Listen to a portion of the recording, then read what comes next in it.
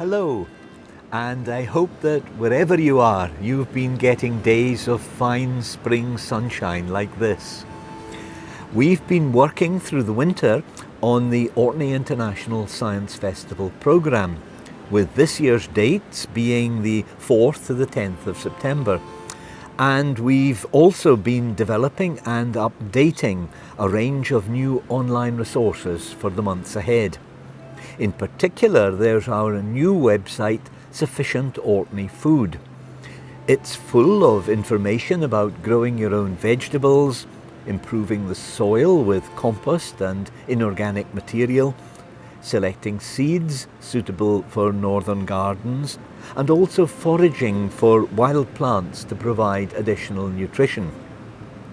There are also the two landscapes websites, that's Orkney Landscapes and Caithness Landscapes, and each is a rich treasure chest of information about rocks and landforms and fossils as well. And we have films in our YouTube channel. There's the making of the Pentland Firth, and there's two associated films, one on Stroma and its storms and tides, and one looking at life beside the Firth itself, with its many marine hazards. Also in our YouTube channel, you can see a range of recordings of last year's presentations. And it's almost a century since a young German scientist sat on a rock on a little island in the North Sea in the early hours of a June morning and reflected on calculations he'd been doing through the night. Werner Heisenberg had come to the island of Helgoland to help his hay fever, and he'd taken his work with him. And there, by the sound of the sea, he completed the foundations for quantum theory. Then, in the winter of that year, an Austrian scientist went to a health resort in the Swiss mountains and discovered a different formulation of the quantum world. That was Erwin Schrödinger, and the arguments about the meaning of quantum theory have raged ever since.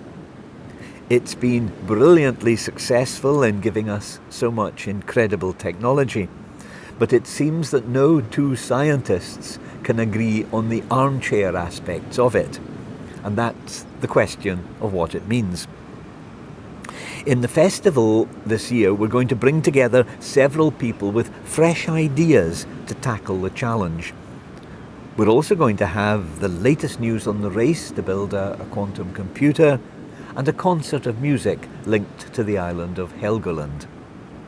And Orkney has an anniversary of its own this year. It's 200 years since the birth of Walter Traill Denison, who single-handedly saved a wealth of Orkney tradition and gave us wonderful stories of mermaids and kingdoms beneath the sea.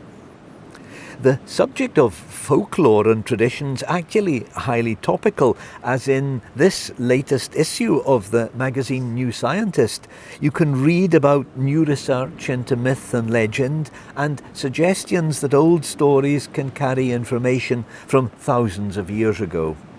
So we'll look at some old stories on subjects ranging from the aurora to submerged forests, and we'll see how far science and folklore can fit together.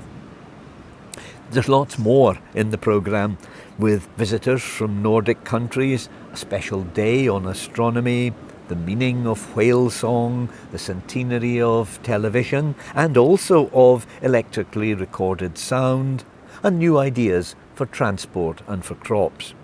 There's so much, in fact, that I will be coming back soon with more details. In the meantime, this is indeed weather to enjoy. Goodbye for now.